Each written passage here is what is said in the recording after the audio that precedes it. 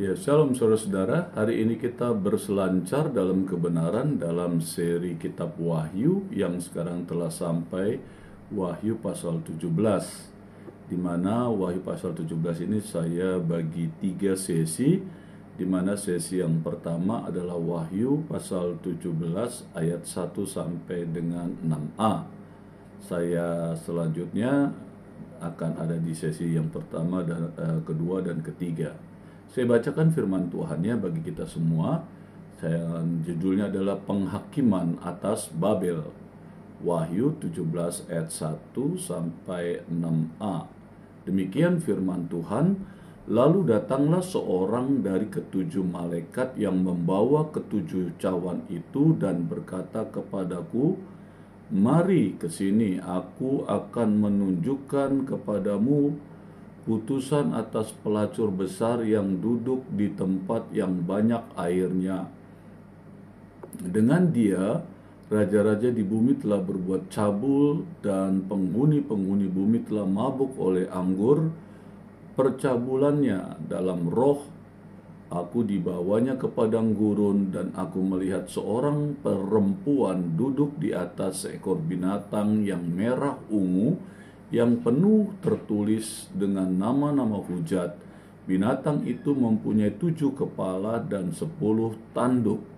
Dan perempuan itu memakai kain ungu dan kain kirmisi yang dihiasi dengan emas permata dan mutiara. Dan di tangannya ada suatu cawan emas penuh dengan segala kekejian dan kenajisan percabulannya. Dan pada dahinya tertulis suatu nama, suatu rahasia Babel, Babel besar, ibu dari wanita-wanita pelacur dan dari kekejian bumi. Dan aku melihat perempuan itu mabuk oleh darah orang-orang kudus dan darah saksi-saksi Yesus." Saudara, di dalam judul Wahyu 17 ayat 1 sampai 6a ini, dan judulnya adalah Penghakiman atas Babel, dikatakan dia duduk di atas banyak air, dan raja-raja dan orang-orang di bumi datang untuk tidur dengan dia dan menyembah allah-allah palsu. Yohanes dikatakan diangkut ke padang gurun dan melihat seorang perempuan duduk di atas ekor binatang merah padam. Perempuan itu kaya dan berdandan seperti raja, tapi kekayaannya ternoda oleh dosa-dosanya yang keji. Sebuah misteri terungkap tentang perempuan itu. Dia adalah Babel, para pelacur, dan Yohanes melihat dia mabuk dengan darah orang-orang kudus di dalam ayat 6a.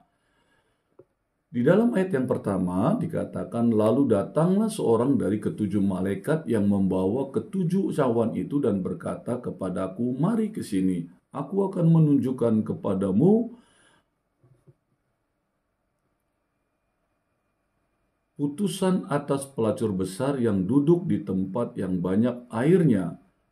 Saudara, sejarah berakhir dengan cawan ketujuh. Yohanes melihat pada akhir sejarah dengan mempertimbangkan nasib Babel, pelacur besar itu. Salah satu dari ketujuh malaikat dengan 7 cawan itu memanggil Yohanes untuk datang, dan dia akan diperlihatkan penghakiman atas pelacur besar yang duduk di atas banyak air itu. Nah, kemudian salah satu dari malaikat-malaikat yang sama itu mengundang Yohanes untuk datang dan melihat pengantin perempuan mempelai anak domba, yaitu di Wahyu pasal 21 ayat 9. Kontras antara dua perempuan itu mendominasi beberapa pasal berikutnya. Tapi, saudara, fokusnya adalah pelacur itu di pasal 17 dan pasal 18. Dia disebut sebagai seorang pelacur karena perzinahan rohaninya dan penyembahannya pada allah-allah palsu. Ya, jadi bukan karena penyimpangan seksualnya, saudara. Ini yang dibicarakan adalah tentang prinsip-prinsip perzinahan rohani, saudara ya. Meskipun yang pertama atau perzinahan rohani dengan jelas menuntun pada yang terakhir, ya. Kalau perzinahan rohani itu terjadi, pasti dalam realitanya, saudara, perjinan jasmani itu terjalankan, saudara ya, gitu. Air yang banyak di dalam tulisan ini dikatakan diidentifikasikan dalam Wahyu 17 ayat 15 sebagai bangsa-bangsa dan rakyat banyak dan kaum dan bahasa. Nah, duduknya Babel di atas air itu menandakan kedaulatan pemerintahannya atas mereka. Nah, saudara, Roma yang disebut pelacur besar itu, kenapa? Karena ia meninggalkan penciptanya dan melacurkan diri dengan roh-roh jahat. Inilah kenapa Roma yang dijadikan, yang ditafsirkan dalam Babel yang jatuh ini, saudara ya. Di dalam ayat 2 dijelaskan, dengan dia raja-raja di bumi telah berbuat cabul dan penghuni-penghuni bumi telah mabuk oleh anggur percabulannya. Raja-raja di bumi telah melakukan dosa seksual dengan Babel, saudara. Sekali lagi, bahasa ini secara simbolis menunjukkan perzinahan rohani dan ketidaksetiaan.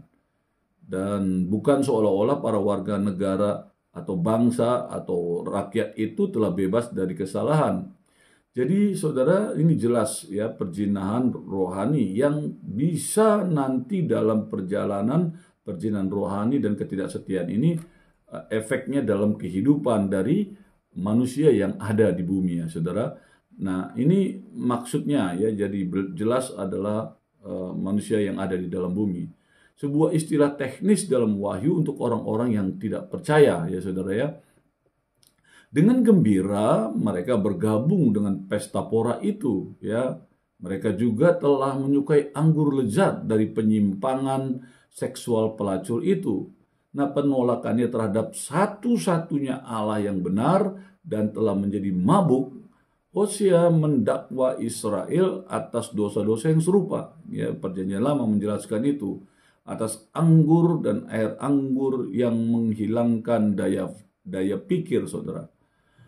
Dikatakan begini, umatku bertanya kepada pohonnya dan tongkatnya akan memberitahu kepadanya, sebab roh perzinahan menyesatkan mereka dan mereka berzina meninggalkan Allah mereka. Ya, bahasa amoralitas seksual itu seperti yang kita lihat dalam Hosea. Ya, Yohanes bermaksud bahwa kota manusia itu telah mencintai dan melayani Allah-Allah lain. Secara khusus mereka telah berpartisipasi dalam penyembahan berhala karena keuntungan-keuntungan ekonominya, sama seperti halnya Tirus mendapat keuntungan dengan bermain sebagai pelacur ya. Karena di dalam Yesaya 23:17 dikatakan Tirus akan bersundal dengan segala kerajaan yang ada di muka bumi ya, saudara. Di dalam ayat 3 Wahyu 17 ini dikatakan, dalam roh aku dibawanya ke padang gurun dan aku melihat seorang perempuan duduk di atas ekor binatang yang merah, yang penuh tertulis dengan nama-nama hujat. Binatang itu mempunyai 7 kepala dan 10 tanduk. Di dalam ayat ini Yohanes dibawa dalam roh ke padang gurun. Ya, roh itu berarti bahwa roh berdumuat ada pada dirinya, ya, ada dalam diri Yohanes, dan dia diilhami untuk mengucapkan firman Tuhan. Saudara, nabi adalah orang yang hidup di dalam roh. Jadi roh itu yang ada dalam diri Yohanes itulah ya, saudara, yang membawanya gitu ya. Kenapa demikian? Karena penjelasan di dalam Perjanjian Lama juga dijelaskan bahwa nabi adalah orang yang hidup di dalam roh. Artinya mereka selalu mendekat kepada Tuhan dan roh Allah, saudara, selalu ada di dalam nabi itu. Allah selalu mendekat kepadanya. Di dalam Perjanjian Baru nabi lebih spesifik lagi, saudara. Dia roh, dikatakan Roh Kudus ada padanya, saudara ya. Nah, itu sehingga mereka dapat melakukan perkataan-perkataan atau pikiran-pikiran yang keluar dari bibir mulut mereka adalah roh kenabian, ya, perkataan kenabian gitu ya.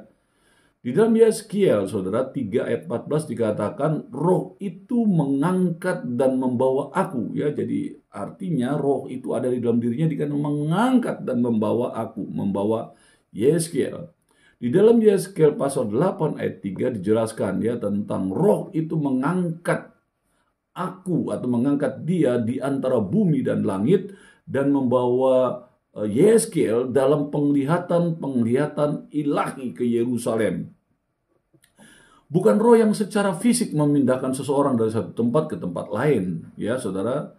Melainkan apabila orang itu hidup ke tempat lain, melainkan juga apabila orang itu hidup dalam roh. Jadi roh kudus atau roh Allah itulah yang membawa mereka, saudara. Kalau saudara di dalam Kisah Para Rasul, saudara lihat bagaimana Filipus setelah dia menginjili ya sida-sida dari Ethiopia, dan setelah dia dibaptis oleh Filipus, maka dikatakan Filipus hilang dari hadapan sida-sida dari Ethiopia itu, dan dikatakan Filipus dibawa oleh roh, saudara, meninggalkan sida-sida itu ya. Dan itu konteks ayat yang lebih mudah ditangkap dengan firman Allah gitu ya. Nah, demikian Filipus diangkat, dibawa oleh roh, saudara. Jadi secara fisik ya, Filipus itu berpindah tempat, saudara. Jadi roh yang ada di dalamnya. Jadi bukan ada roh nenteng siapa namanya Filipus ya, konteksnya seperti itu. Jadi saudara, apabila orang hidup di dalam roh, maka dikatakan wawasannya itu diperluas. Siapa yang memperluas wawasannya, pemikirannya? Itu adalah Roh Kudus yang ada di dalamnya. Dia mungkin saja hidup dalam kurun waktu tertentu, tetapi ia dapat menyaksikan keabadian atau the future, hal yang akan datang, waktu yang akan datang, kejadian-kejadian akan datang. Roh itulah yang akan memberikan pengenalan, pengetahuan tentang wawasan atau penglihatan yang akan datang. Nabi-nabi dapat melihat apa yang akan terjadi, saudara, dalam sejarah yang akan datang. Kenapa? Karena mereka hidup di dalam roh. Di dalam prinsip perjanjian baru itu lebih jelas, saudara. Dikatakan Roh Kudus itu tinggal di dalam diri kita orang percaya. Ketika kita percaya dia sebagai Tuhan, Yesus Kristus sebagai Tuhan dan Juru Selamat, maka Roh Kudus, kata firman Allah, diam di dalam diri kita. 1 Korintus 3 ayat 16 berkata, bukankah tubuhmu adalah bait Allah dan Roh Allah tinggal di dalam kamu? Nah, permasalahannya, firman Tuhan ini hanya dianggap sebagai tulisan saja. Banyak orang Kristen yang tidak percaya bahwa di dalam dirinya ada Roh Kudus. Di mana, saudara, bukti bahwa orang percaya itu tidak percaya ada Roh Kudus dalam dirinya? Bukankah firman yang sudah menyatakan demikian, yang tadi saya sudah jelaskan, salah satu ayatnya, bahkan dikatakan, saudara, kalau kita baca Kisah Rasul pasal 1 ayat 8, Roh Kudus itu, saudara, membaptis kita, memenuhi kita, menguasai kita, ya, saudara, untuk melakukan perbuatan-perbuatan yang besar, saudara. Itu dijelaskan. Nah, saudara, ternyata banyak orang Kristen yang tidak menyadari ini, atau sudah tahu tapi tidak menjalankan atau mempraktekkan relasi Roh Kudus yang ada di dalam dirinya. Seperti sekarang saya menjalankan perintah Tuhan untuk memberitakan kabar baik, Roh Kuduslah yang memampukan saya dalam saya menjelaskan kebenaran firman Tuhan ini. Jadi saya memang belajar, tetapi penguraian, pengungkapannya, Roh Kudus yang memberikan pengertian ini kepada saya untuk saya jelaskan kepada saudara. Begitu ya, saudara. Nah, saudara, dalam konteks ini banyak orang yang tidak menyadari bahwa Roh Kudus yang ada di dalam dirinya itu mampu melakukan perkara-perkara yang si manusianya sendiri tidak sanggup melakukan, atau tidak berpikir akan sanggup melakukan pemikiran-pemikiran di luar si manusia itu ya. Nah, inilah yang banyak orang-orang Kristen kurang banyak mengerti, bahwa ada Roh Kudus dalam dirinya. Seharusnya kalau saudara sudah mengerti bahwa kita orang percaya, begitu kita percaya sebagai Tuhan dan Juru Selamat, maka Roh Kudus ada di dalam diri kita itu Kita ajak bercengkerama, kita berelasi dengan dia setiap waktu. Kita ngobrol dengan dia setiap waktu, karena dia ada di dalam diri kita, saudara. Nah, pengertian ini yang sampai sekarang banyak orang-orang Kristen yang tidak mempercaya. Kalau disebut tidak mempercaya, iya. Karena seharusnya kalau percaya, ya sudah, saudara. Kalau ada apa-apa, ya berdiskusi saja dengan Roh Kudus yang ada dalam diri saudara, gitu ya. Karena firman Allah menjelaskan demikian, ya, bahwa Roh Allah tinggal di dalam kamu, saudara. Dan itu sebabnya, saudara, yuk yang hari-hari ini belum mengerti, bagaimana caranya untuk bisa berbicara dengan Roh Kudus yang ada dalam diri saudara. Begitu sederhana, saudara. Saudara tinggal ngobrol saja, berbicara begini, saudara, seperti yang saya contohkan. Ya Roh Kudus, tuntun aku, bimbing aku. Kalau saudara masih belum bisa mendapatkan rema atau suara Roh Kudus dalam diri saudara, saudara dapat memperkatakan itu terus-menerus, saudara. Saya memberikan sedikit pengertian dengan logika yang seharusnya tidak boleh menjadi dasar teologi, ya, hanya logika relasi saya. Saya punya istri, sekian lama kami bergaul, yang awalnya kita nggak kenal, tidak saling mengenal, dan karena dalam perjalanan kami saling menyukai, dan kami saling mau mengenal pribadi, kedua pribadi saling mau mengenal, dan mengenal saudara keluarga besar, orang tua, dan sebagainya. Dan akhirnya dalam kebersamaan kesukaan kita membuat kesepakatan untuk kita menikah. Nah, dalam perjalanan pernikahan kita, saudara, kita akhirnya mulai saling mendekat, saling mengenal, saling mendekat, saling mengenal. Yang tadinya barangkali kita kaget melihat pasangan hidup kita, ya saudara, yang tadinya kita tidur sendiri, sekarang ketika kita bangun, kita ada orang lain di samping kita, baik si pria maupun si wanita akan kaget. Tapi lama-lama sudah terbiasa dan akhirnya berkomunikasi, dan komunikasinya juga begitu, saudara.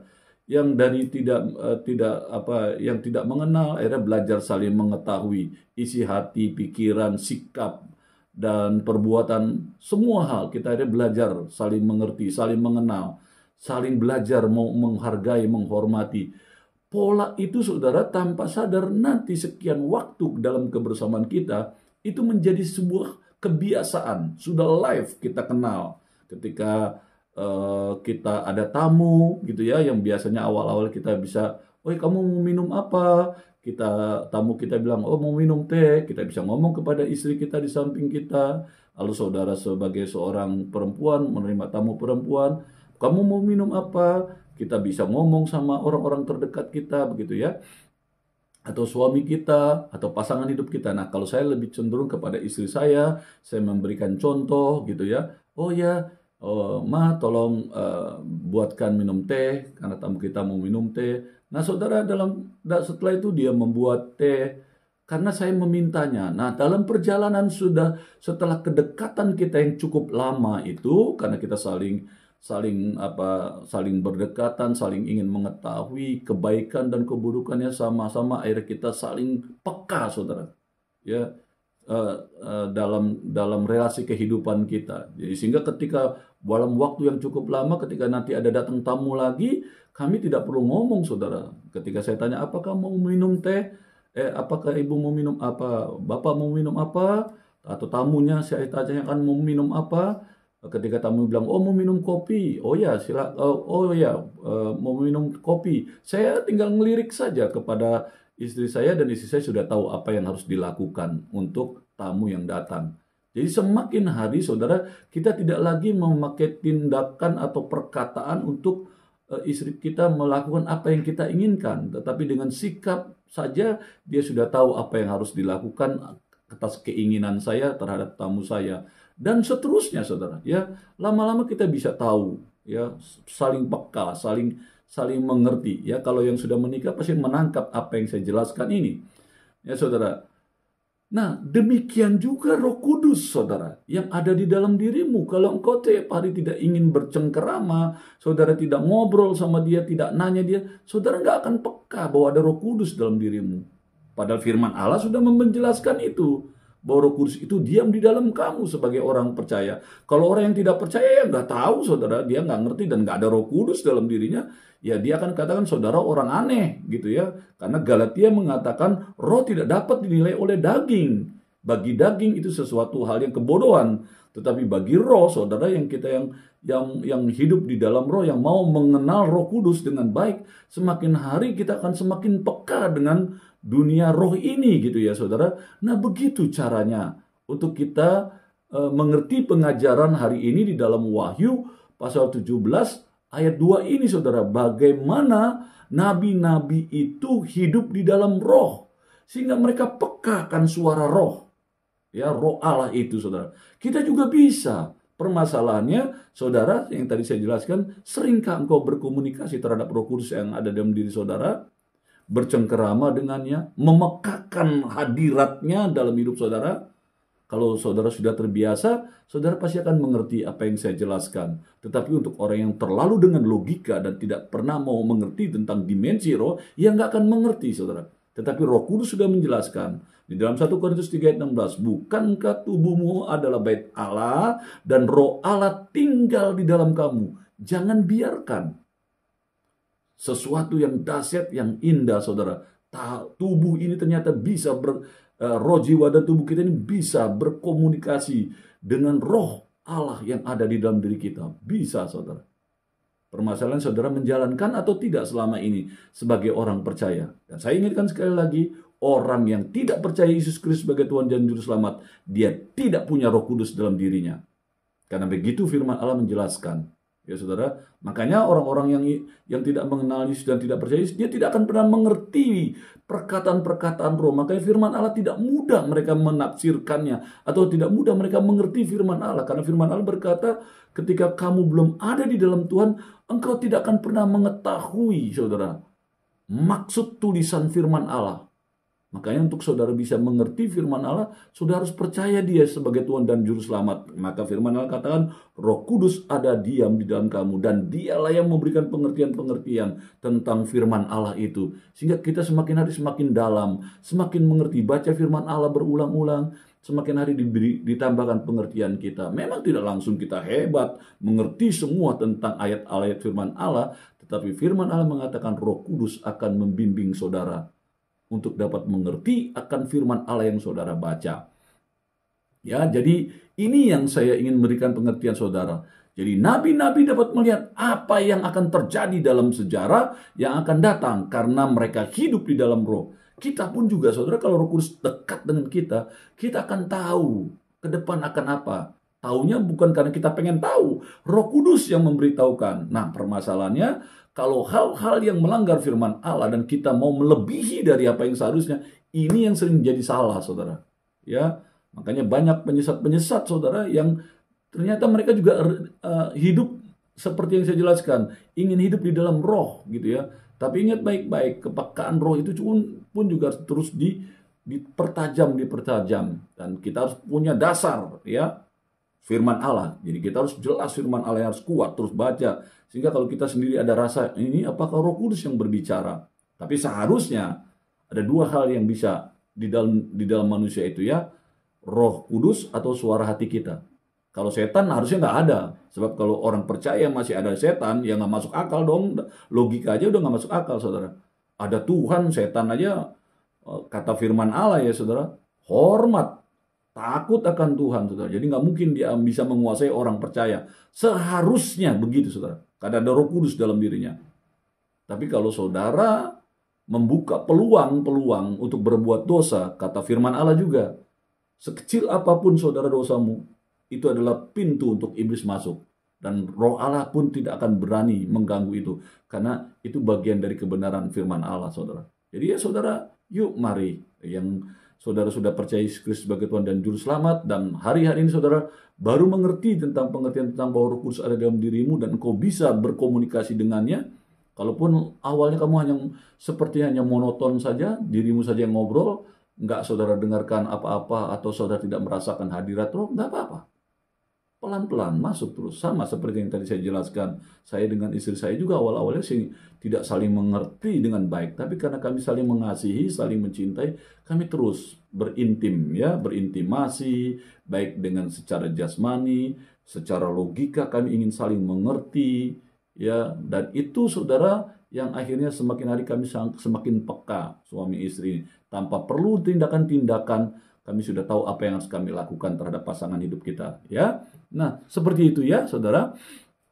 Dan yang sering terjadi ditulis di Alkitab, ya, di padang gurun lah orang-orang besar, utusan Allah melihat penglihatannya.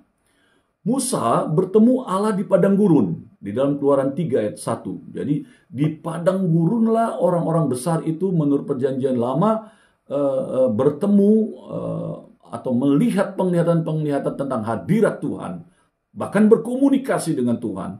Yang kedua, Elia ketika berjalan seharian di padang gurun dan bertemu Allah, serta mendapatkan lagi semangat dan imannya, yaitu di 1 Raja-Raja 19 ayat 4. Di dalam perjanjian baru dikatakan Yohanes Pembaptis bertumbuh menjadi dewasa di padang gurun, dan di sanalah ia menerima pesan dari Allah. Lukas 1 ayat 80. Dan seterusnya dikatakan juga Yesus ke padang gurun, ya, dikatakan Yesus pergi menyiapkan jalan yang akan ditempuhnya sebelum ia mulai berkhotbah, mulai mengajar, ya, mulai menyatakan tentang kerajaan sorga kepada manusia, saudara. Bahkan dikatakan dia mati sampai dia mati, ya, bagi manusia dan bagi rancangan Allah. Itu Matius 4 ayat 1, saudara. Nah, saudara, dengan Wahyu pasal 21 ayat 10 juga itu ada paralel yang sangat signifikan tentang ayat ini. Karena di sana Yohanes dibawa oleh Roh untuk melihat turunnya Yerusalem baru. Ya, di Wahyu pasal 21. Di mana Yerusalem baru dan mempelai itu atau istri dari anak domba itu berdiri sangat kontras dengan pelacur Babel, saudara. Padang gurun dapat menjadi sebuah tempat penyelamatan atau juga penghakiman. Ya, karena itu ada di dalam 1 Samuel 4 ayat 8, Yesaya 21 ayat 1, dan seterusnya. Banyak ayat-ayat yang menyatakan demikian, ya. Padang gurun itu bisa menjadi tempat penyelamatan dan juga bisa menjadi penghakiman. Di sini itu jelas merupakan sebuah tempat penghakiman bagi Babel, padang gurun itu, ya, saudara. Dapat dikatakan penuh dengan nama hujat-hujatan. Nah, ini tentang nama-nama hujatan yang ada, ya, di binatang itu dikatakan itu menyangkut dua hal. Satu, menunjukkan pada banyak dewa yang disembah, ya, di kekaisaran Romawi. Semua nama ini menghina Allah karena semua merupakan pelanggaran terhadap kemahakuasaan dan otoritas Allah yang unik. Jadi tidak ada yang berhak memakai nama Allah selain Allah sejati. Terus, saudara, dikatakan begini yang kedua, ini menunjuk pada banyaknya gelar kaisar, ya, di dalam kaisar Roma, saudara. Itu kalau saudara baca sejarah nama-nama kaisar Roma, saudara, dikatakan kaisar disebut sebagai satu, Sebastos atau Augustus, artinya yang dimuliakan, padahal yang seharusnya dimuliakan hanya Allah. Seterusnya, kaisar itu disebut sebagai Divus atau Theos, ya. Yang pertama, saudara, Divus itu berasal dari bahasa Latin, dan Theos itu bahasa Yunani yang berarti ilah, saudara, atau ilahi. Padahal hanya Allah yang patut menyandang sifat ilah itu, ya, saudara, atau yang ilahi itu. Seterusnya dikatakan bahwa kaisar itu disebut Soter atau penyelamat, yang secara unik adalah gelar Yesus Kristus, ya. Seterusnya juga kata kaisar itu disebut Domonius atau bahasa Latinnya, dan Kurios dalam bahasa Yunani yang merupakan nama Allah, saudara, ya. Jadi binatang itu seharusnya menggunakan kekuatannya untuk tujuan-tujuan manusiawi dan benar, tapi ia menolak kebenaran dan kebaikan. Menggunakan kekuatannya untuk mencaci maki dan menghujat satu-satunya Allah yang benar, saudara. Di dalam ayat 4 dikatakan, dan perempuan itu memakai kain ungu dan kain kirmisi yang dihiasi dengan emas, permata, dan mutiara. Dan di tangannya ada suatu cawan emas penuh dengan segala kekejian dan kenajisan percabulannya. Saudara, sekilas perempuan itu cantik. Pakaian dan perhiasannya mempesonakan. Pakaian yang berwarna ungu dan merah padam, saudara. Dan dikatakan dia berdandan dengan emas, permata, dan mutiara. Dan juga dia dikatakan memegang sebuah cawan emas di tangannya. Tapi ada sesuatu yang sangat salah. Karena cawan itu penuh dengan apa yang mengerikan dan najis. Yeremia berkata begini di dalam kitab Yeremia. Babel tadinya seperti piala emas di tangan Tuhan yang memabukkan seluruh bumi. Bangsa-bangsa minum dari anggurnya. Itulah sebabnya bangsa-bangsa menjadi gila. Ya, Yeremia 51 ayat 7.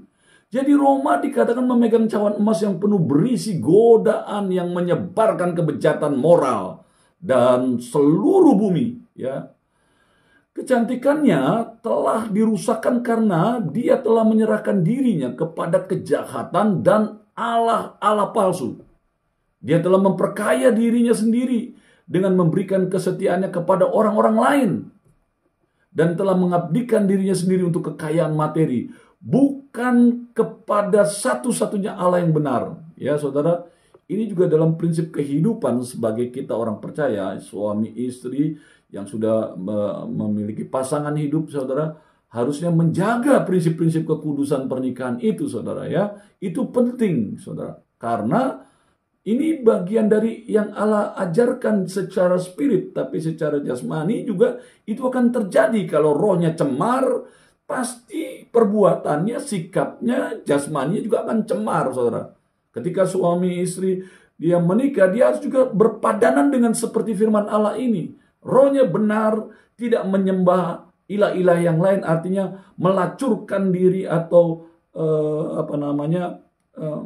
mempercayakan dirinya kembali dengan pasangan yang lain. Ya saudara, itu tidak benar, saudara ya.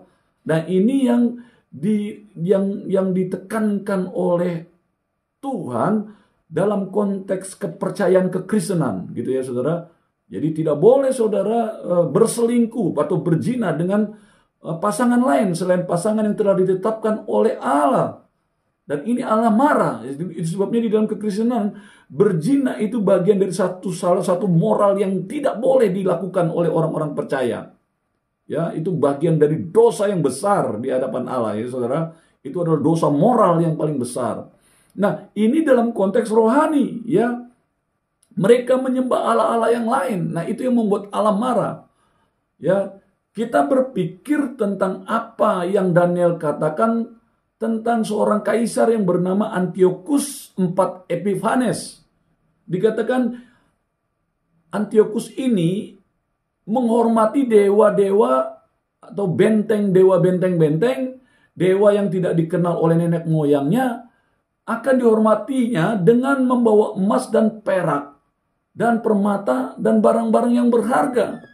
Ya, di dalam Daniel 11 ayat 38. Inilah yang bagian dari yang Allah benci ketika Antiochus Epiphanes ini melakukan penyembahan, saudara, di bait Allah dengan menyembelih babi, saudara. Dan membangun sekitar kota Yerusalem itu, bait Allah itu, dengan pelacur-pelacur bakti, perempuan-perempuan yang melacurkan diri, yang ketika orang-orang datang, mereka melacurkan diri yang dianggap itu menjadi kudus, padahal itu menjadi kekejian di hadapan Tuhan. Korbannya juga, binatangnya juga babi, saudara. Itu penghujatan kepada Allah yang sangat luar biasa, yang membuat akhirnya orang-orang Israel marah dan para imam-imam marah, sehingga terjadinya marga dari keturunan dari imam besar, yaitu keturunan Makabe, membangun sebuah peperangan yang luar biasa, dan puji Tuhan mereka menang, saudara.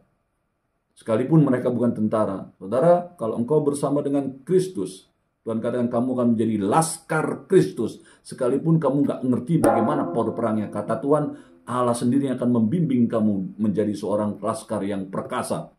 Di dalam ayat 5, Wahyu pasal 17 ini, dan pada dahinya tertulis suatu nama, suatu rahasia, Babel besar, ibu dari wanita-wanita pelacur, dan dari kekejian bumi.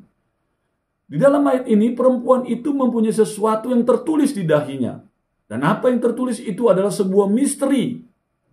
Ya, biasanya dalam kitab suci, saudara, sebuah misteri adalah sesuatu yang sebelumnya tersembunyi. Tapi sekarang diungkapkan. Di dalam bahasa Yunani itu katanya musterion. Ya, jadi tidak harus selalu diartikan sebagai sesuatu yang sulit dimengerti. Musurion memang sesuatu yang tidak dimengerti oleh orang yang tidak berpengalaman, tidak berpengetahuan. Tetapi sebenarnya artinya sangat jelas bagi mereka yang berpengalaman, yang berpengetahuan, orang yang mengetahui, ya. Jadi rahasia dalam kasus ini adalah Babel sama dengan Roma. Orang asing barangkali tidak paham, tetapi pembaca Kristen mengetahui bahwa semua yang diceritakan dengan nama Babel itu terkait dengan Roma. Di sini saudara, natur dan karakter sejati Roma itu diungkapkan, ya, sehingga akhir zaman natur dan karakter mereka yang tidak benar itu seperti itu yang akan terjadi. Nah, itu yang bisa dimengerti hanya oleh orang-orang yang mengerti firman Allah, yang ada Roh Kudus di dalamnya, sehingga pengungkapannya itu akan lebih transparan karena kita yang diberikan pengertian oleh Roh Kudus.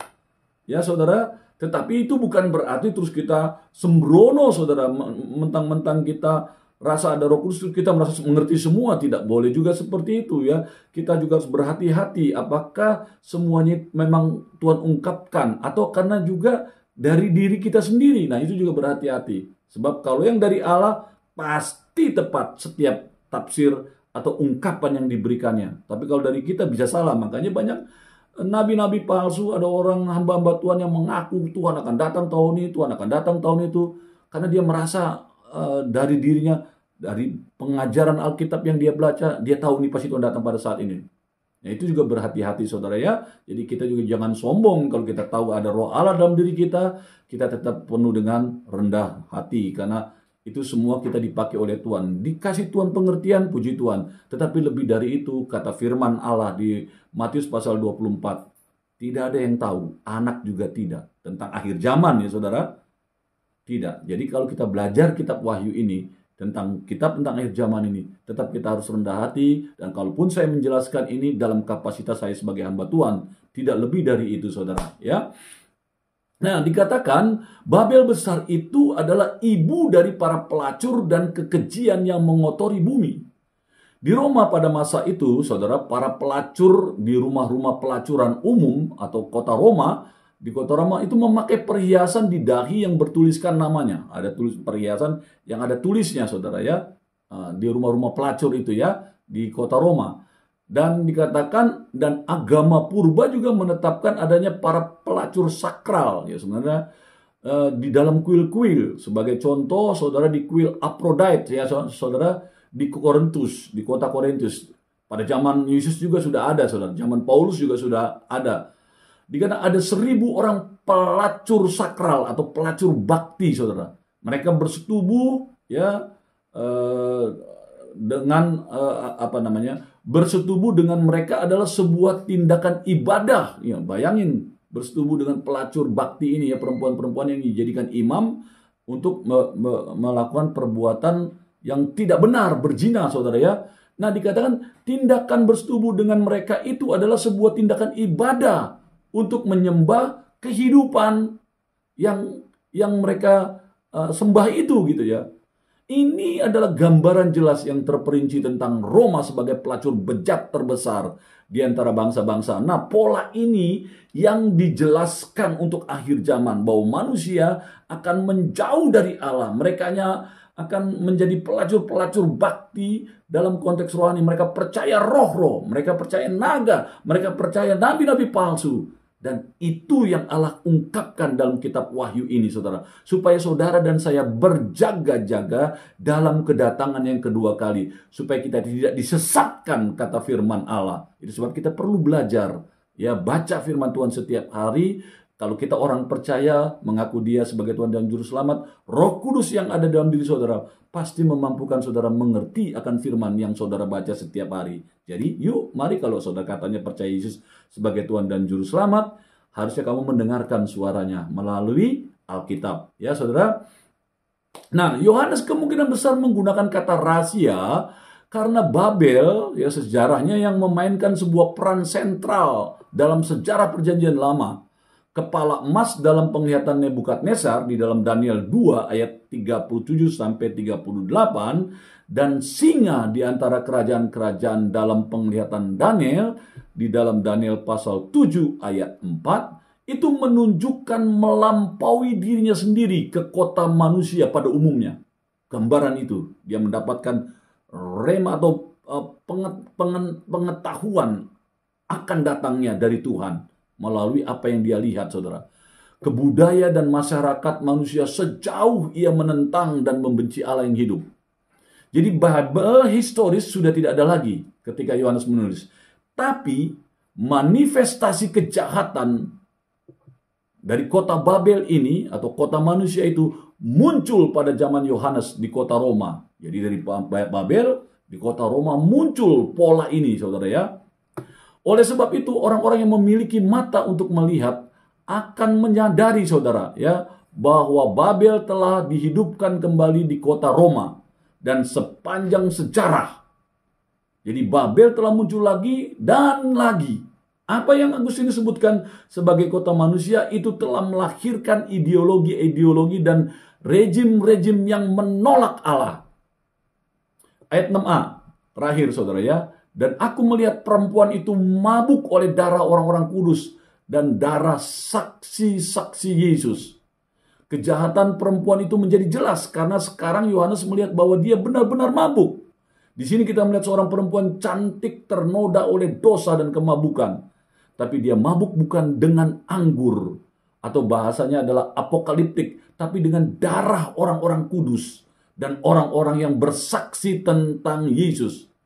Ya, jadi saudara, kalau saudara memberitakan nama Yesus, saudara sebagai orang kudus, atau saudara menjadi saksi untuk orang-orang yang belum mengenal Allah, dan ketika saudara teraniaya atau saudara terbunuh oleh karena pemberitaanmu tentang Yesus, nah ini dia, ya ini dia roh-roh akhir zaman ini, ya saudara, tentang Yesus dan kata-kata dan tindakan mereka ini merujuk pada penganiayaan terhadap orang-orang Kristen, baik di zaman kekaisaran Romawi, ya saudara, maupun di hari-hari terakhir ini, bahkan sampai kedatangan Kristus yang kedua kali. Penganiayaan ini dimanifestasikan seperti zaman kekaisaran, penganiayaan zaman kekaisaran Romawi yang saya telah jelaskan ya di episode sebelumnya, ya saudara, bagaimana orang-orang Kristen itu ditangkap, saudara, diserahkan ke binatang buas, mereka dimakan di sebuah kerangkeng, dan mereka dimakan oleh binatang yang kelaparannya, oleh macan yang kelaparan, oleh beruang kelaparan, mereka dicabik-cabik sebagai orang percaya, didorong saja, saudara, atau mereka diajak bertanding dengan gladiator, saudara ya, orang percaya yang hidupnya tidak melakukan pekerjaan sebagai seorang peperangan, ya menghadapi gladiator, ya saudara, dibacok, dikampak, mati, saudara. Dan itu dia, atau mereka ditarik oleh kuda, saudara, dari kiri kanan, terbelah tubuhnya, saudara. Belum dibakar, saudara. Belum lagi, saudara, dia disalib di atas, kepalanya ditaruh ter dan dibakar kepala yang ada ter berapi, saudara. Dan malam-malam mereka menjadi obor yang hidup. Itulah penganiayaan di zaman Romawi, dan itu gambaran itu dimanifestasikan pada akhir zaman, bahwa dalam akhir zaman kedatangan Tuhan, antikristus dengan segala antik-antiknya, ya, naga dan nabi-nabi palsu itu akan menganiaya orang percaya melebihi dari apa yang telah digambarkan oleh perbuatan-perbuatan di zaman Romawi itu, saudara, terhadap orang-orang Kristen atau orang yang percaya. Nah, inilah yang membuat Roma dicap sebagai penyiksa terbesar. Dia haus darah dan dia begitu gemar akan pembantaian seperti seorang pemabuk, gemar akan anggur, saudara. Jadi menggunakan kata martir di sini yang berarti mereka adalah martir, ya. Tapi istilah ini di dalam Yunani adalah martirion atau saksi-saksi. Belum merupakan salah satu istilahnya ini, ya saudara. Orang-orang kudus bersaksi tentang Yesus dengan hidup mereka, membayar itu dengan kematian mereka, yang tadi saya jelaskan, ya saudara. Seperti yang tadi juga saya jelaskan tentang bagaimana pada tahun 64, saudara, sejarah membuktikan itu, Kaisar Nero melakukan pembakaran kota Roma, dan dia mengkambing hitamkan orang-orang Kristen, saudara, membakar kota Roma. Akibatnya, saudara, yang dituduhkan adalah orang-orang Kristen, ya, dan orang Kristen itu ditangkap, dan saudara tahu mereka nggak ngerti apa-apa, mereka ditangkap dan hukumannya itu luar biasa jahatnya. Ya, seperti yang tadi saya jelaskan, dikatakan mereka dibungkus kulit binatang buas, saudara, dan akhirnya mereka diserahkan ke binatang buas, dicabik-cabik oleh anjing, oleh macan, oleh binatang-binatang buas, saudara, mati hancur lebur tubuhnya, saudara. Terus ada yang disalib, yang tadi saya sudah jelaskan, ada yang dibakar, dan nyalanya, saudara, waktu mereka dibakar malam hari itu menjadi penerang pada malam hari, tubuh mereka yang terbakar itu. Ya, ketika saat hari gelap mereka terbakar, semalam-malaman kepala mereka, tubuh mereka dibakar, ya saudara. Inilah pembunuhan yang paling kejam yang dilakukan oleh Kaisar Nero. Nah, peristiwa ini ditulis oleh seorang yang bernama Tacitus. Jadi ada tulisannya, ada sejarahnya, saudara. Bukan sekedar dongeng, tapi ini benar terjadi sejarahnya. Betapa penganiayaan terhadap orang Kristen oleh Kaisar Nero sangat jahat dan luar biasa, saudara. Nah, Tacitus ini menulis dalam bukunya Annals, saudara. Ya, jelas cerita tentang yang saya jelaskan itu ada di Annals 15 ayat 44 dalam kitabnya ini, dalam bukunya dia itu. Nah, saudara, perempuan itu tidak dapat menoleransi siapapun yang berbakti kepada Kristus. Ini lambang kekaisaran Romawi ini, ya, yang jahat ini. Dan dengan demikian dikatakan dia meminum darah mereka, sama seperti Nero membunuh orang-orang Kristen pada saat itu. Seperti itulah ya digambarkannya, ya, dimanifestasikan. Dia meminum darah mereka dengan mengambil nyawa orang-orang yang menjadi milik Yesus. Betapa mengerikan, saudara, masa aniaya yang terjadi, ya, di zaman akhir zaman itu yang digambarkan Wahyu pasal 17 ayat 1 sampai 6a ini. Saudara, kebenaran firman Tuhan pasti terjadi. Tinggal bagaimana saudara dan saya menanti-nantikan dia dengan takut dan gentar, menjaga hidup kita sesuai dengan tuntunan firman. Rajin baca firman Tuhan. Saudara banyak pengajar-pengajar, tetapi kalau saudara baca firman Tuhan, saudara mendapatkan pengajar-pengajar, saudara bisa membandingkan dari buku yang atau dari Alkitab yang saudara baca, sehingga saudara tidak mudah ditipu daya oleh pengajar-pengajar akhir zaman ini. Berselancar dalam kebenaran. Amin.